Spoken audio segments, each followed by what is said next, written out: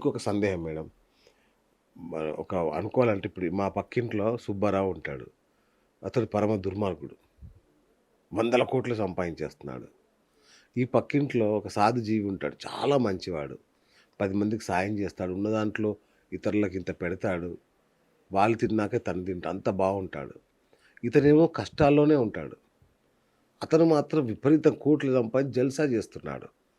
మరి మంచివాడికి ఈ కష్టాలేంటి? చెడ్డవాడికి ఆ భోగాలేంటి? సార్ దీని గూడా ఏంటంటే కర్మ సిద్ధాంతమే సార్. ఓకే. గతంలో ఇప్పుడు ఆయన బాగా డబ్బుంది, సంతోషంగా ఉన్నాడు అంటే, ఆయన అది అలా రాసుకొనొచ్చాడు. అంటే ఇప్పుడు గూడా ఆయన ఏ పాపాలు చేయకుండా మంచిగున్నాడనుకోండి, హ్మ్.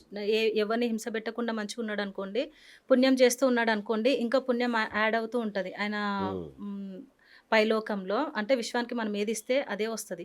ఇప్పుడు ఈయన బీదగా ఉన్నాడు, బాధపడుతున్నాడు అంటే ఆయన డిజైన్‌లో సార్. హ్మ్. నేనిట్లా భూమి మీదకెళ్ళాలి, ఇన్ని బాధలు పడాలి, నేనిలా జీవించాలనేది ఒక డిజైనే. ఓకే. అంతే తప్ప అంటే ఆ! వాళ్ళు అంటే ఇప్పుడు ఈయన ఏం డబ్బు లేకుండా ఈ బాధలో ఉన్నాడు గదా! హ్మ్. ఆత్మజ్ఞానం పొందితే చేంజ్ అవుతది సార్. జీవితం లైఫ్ మొత్తం మారిపోతది. అవునా? నువ్వేదనుకుంటే అది జరిగిపోతది. అంటే నువ్వు ఓకే. ధర్మంలో ఉంటేనే అవుతది అదంతా. ఓకే. అంటే ఓకే. ఈ పరిస్థితి నాకు కలిగింది అంటే దీనికి కర్మని పట్టుకొని, దాన్ని రిలీజ్ చేసుకొని సేవలకెళ్ళిపోతే నువ్వు విశ్వాన్ని ఏదడుగుతే అది నీ దగ్గరకొస్తది. హ్మ్. హ్మ్. ఓకే. అంటే నాకిది రావాలి. రైట్. ఇది నేను అయిపోవాలని చేయగూడదు. సేవ ఎప్పుడు ఎలా మన ఉద్దేశాన్ని బట్టి ఉంటది సార్. అంటే నేనిదిస్తే నాకిదొస్తదనే ఉద్దేశ్యంతో హ్మ్. చెయ్యగూడదు. ఆ! నేను మంచి చెయ్యాలి. చేయాలి. ఏది ఆశించగూడదు. నిష్కామ కర్మలు జేయాలి. అంటే ఏది యెస్. ఆశించకుండా ఆ! సేవ జేస్తే ఆ భగవంతుడు మనం కష్టంలో ఉన్నప్పుడు ఇప్పుడు నా దగ్గరకెవరైనా వచ్చారనుకోండి సార్. హెల్ప్ కోసం వచ్చారనుకోండి. నేను కాదనకుండా వాళ్ళకి నేను సాయం జేసినామనుకోండి. ఆ హ్యాపీనెస్ పైకెళ్ళిపోతది. ఆ! పైకెళ్ళిపోయి నేను కష్టాలలో ఉన్నప్పుడు అది నాకు తిరిగి ఎనక్కొస్తది. ఓహ్! అక్కడ నేనేమి ఆశించలేదు గదా! అవును. అవును. అలా. ఓకే. ఓకే. ఇంకొక నాకింకొక సందేహం మేడం. నేను పలానా ఎక్స్‌కి నేను హెల్ప్ చేస్తా. అతను నాకేం జేయడు మళ్ళీ. హ్మ్. కానీ వై అనేవాడొచ్చి నన్ను మోసం జేస్తాడు. హ్మ్. ఇదేంటి? అంటే నేను చక్కగా హెల్ప్ జేస్తుంటే నాకు మంచి జరగాల్సింది పోయి ఇంకెవరో వచ్చి నాకు మోసం జేస్తాడు. సో, ఇప్పుడు ఏంటి? ఇది నా కర్మ ఫలితమా? అతని యొక్క దుశ్చర్యగా జూడాలా దాన్ని? అంటే ఇది గూడా మీ కర్మనే సార్. అవునా? ఇది గూడా మీ కర్మ. మీరు ఓకే. ఎదుటి వాళ్ళకి మీరు మంచి జేస్తున్నారు. అవును. పక్కన వారొచ్చి మిమ్మల్ని ఇట్లా అంటున్నారు అంటే, అనిపించుకోవడానికే గదా మనం తెచ్చుకుంది. అచ్చా! అచ్చా! గతంలో అంటే మన ప్రెజెంట్ లైఫ్‌లో ఏం జరిగినా ముందు అంగీకారంతో ఉండాలి సార్. ఓకే. ఏదైనా కర్మ సిద్ధాంతాన్ని పట్టుకోవాలి. అంటే మంచి జరిగినా మనం మంచి ఇస్తేనే మంచి వస్తది. మనం హ్మ్. ఏది చెడు చేస్తే అదే వస్తది. భూమి మీద మనం ఏదైతే పాపాలు ఏవైతే చేస్తామో నెక్స్ట్ జన్మకి అవి రిపీట్ అవుతూ ఉంటాయి. అంటే నువ్వు సత్యంతో ఎంతవరకు జీవిస్తావో, నువ్వు ఉన్నతమైన లోకంలో ఎళ్ళిపోతావు. నీ ఇష్టమైన లైఫ్ నువ్వు అనుభవిస్తావు. ఎప్పుడైతే పాపాలు చేసుకొని ఉంటావో నువ్వవి జన్మెత్తుతూ ఉండాలి. అది క్లియర్ చేసుకుంటూనే ఉండాలి. నువ్వు సత్యంలో జీవించకుండా అధర్మంగా ఉన్నావనుకో, ఇంక తప్పదు సార్.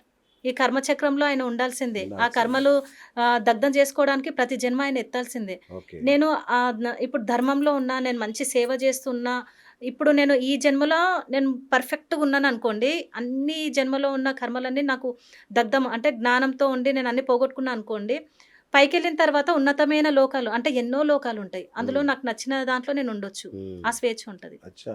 అట్లాగే మనం మామూలుగా చనిపోతే దేహాన్ని కాల్చేస్తారు. అవును సార్. కానీ సిద్ధులు, యోగులు ఇలాంటి వాళ్ళని మాత్రం సమాధి జేస్తుంటారు.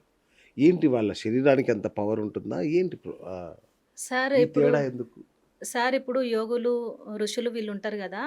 వాళ్ళేందంటే ఎంతో శక్తివంతులై ఉంటారు. హ్మ్. ఎంతో వాళ్ళ చైతన్యం ఎంతో అద్భుతంగా ఉంటది. వాళ్ళ దగ్గర వాళ్ళనేం జేస్తారంటే, వాళ్ళు ధ్యానంలోనే నేను మరణించాలని ఇప్పుడు నేనైనా సరే, హ్మ్. ధ్యానంలోనే నేను వెళ్ళిపోవాలని నేను కోరుకుంటా. వాళ్ళు హ్మ్. సహస్రం నుంచి వెళ్ళిపోతుంది. వాళ్ళ మరణం ఇక్కడ నుంచి వచ్చేస్తుంది. అవును. వాళ్ళు చనిపోయినప్పుడు ఏం జేస్తారంటే, వాళ్ళ శరీరాల్ని సమాధులుగా జేస్తారు. ఇప్పుడు ఆహ్, ఈయనున్నారు గదా! బ్రహ్మం గారు గాని, హ్మ్. ఆహ్, ఈయన సాయిబాబా గాని అవును. అవును. సమాధులు బెట్టారు. అవును. ఏంటంటే, ఆ సమాధిగా పెట్టినప్పుడు ఏమైపోతుందంటే, వాళ్ళ ఆత్మలో నుంచి శక్తి సార్, దివ్యమైన శక్తి, హ్మ్. తరంగాలు బయటికొస్తాయి.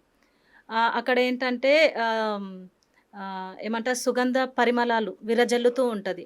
శక్తి తరంగాలు బయటికొస్తుంటాయి. అంటే అక్కడ మనం కూర్చొని ధ్యానం చేసినప్పుడు ఏంటంటే, ఆ ఎనర్జీని మనం పట్టుకుంటాం సార్. మన ఎనర్జీ ఫార్మ్ అయిపోతది. మనం అక్కడ కూర్చొని ధ్యానం చేశామనుకోండి, హ్మ్. ఆ సమాధుల పక్కన కూర్చొని ధ్యానం చేసుకుంటే ఆ ఎనర్జీ మనకొచ్చేస్తది. హ్మ్. మళ్ళీ ఇప్పుడు నాకు లాస్ట్ టైమ్ ఒక సిట్యుయేషన్ జరిగింది సార్. ఎలా అంటే గురువులు కిందికొచ్చినప్పుడు గూడా దేవాత్మలు ఒక స్మెల్లొస్తది. హ్మ్. నేను అది అబ్జర్వ్ చేశాను.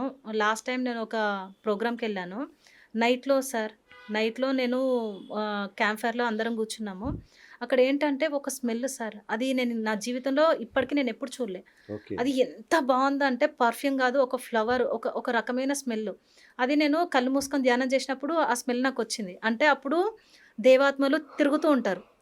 ఆ స్మెల్ పట్టినప్పుడు నాకనిపిస్తది ఇక్కడ ఎవరో గురువులు తిరుగుతున్నారు అనేసి. ఓకే. మళ్ళీ అదే నెక్స్ట్ డే ఏమైంది, మళ్ళీ నేను ఆ ప్రోగ్రామ్‌లో కూర్చొని ధ్యానం చేసేటప్పుడు మళ్ళీ అదే స్మెల్ నాకొచ్చింది. హ్మ్. అది అర్థమైపోతది సార్. ఆ వైబ్రేషన్స్ కానీ అది అర్థమైపోతది. ఇప్పుడు గురువుల వీళ్ళని సమాధులు చేయడం వల్ల ఏంటంటే, ఇప్పుడు నేను ఫర్ ఎగ్జాంపుల్ ఇంకోటి చెప్తాను.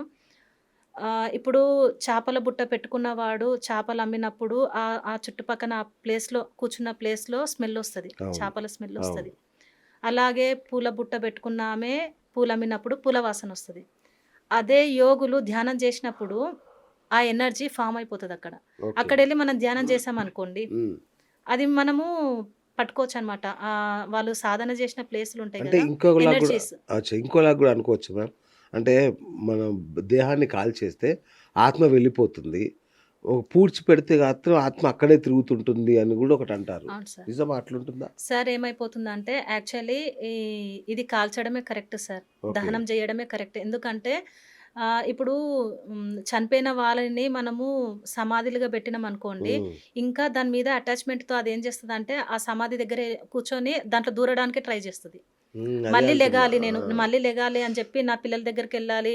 నాకు కావాల్సింది కావాలి. ప్రేతాత్మగా అది అక్కడ కూర్చుండిపోతది. ఓకే. దాన్ని కాల్ దాన్ని దహనం చేసినప్పుడు ఏమైపోతుందంటే, నా శరీరం కాలిపోతుంది. నేను మరణించిన, ఇంకా నాకు దీంతో సంబంధం లేదు అని చెప్పేసి అది పైకెళ్ళిపోతది. ఓకే. పైకెళ్ళిపోయినంక ఆత్మలోకంలో దేవాత్మలు ఏం చెప్పిన మాట అది ఇంటది. లేదంటే ఏం చేస్తదంటే, ఆ శరీరం చుట్టే అది తిరుగుతూ ఉంటది. హ్మ్. తిరిగి అటాచ్‌మెంట్‌లో ఉంటది సార్.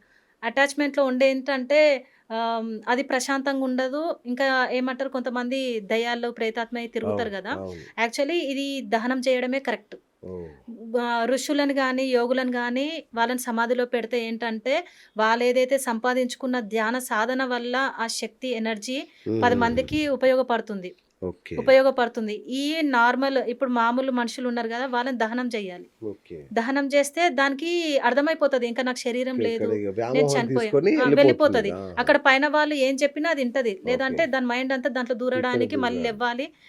నాకు మళ్ళీ లైఫ్ కావాలనే థాట్‌లోనే అది ఉంటది. Okay. Hi friends, thank you for watching this video. ఈ వీడియో గనుక మీకు నచ్చినట్లయితే దయచేసి లైక్ చేయండి, షేర్ చేయండి. ముఖ్యంగా మా ఛానల్ 24/7 న్యూస్ టీవీని సబ్స్క్రైబ్ చేసుకోండి.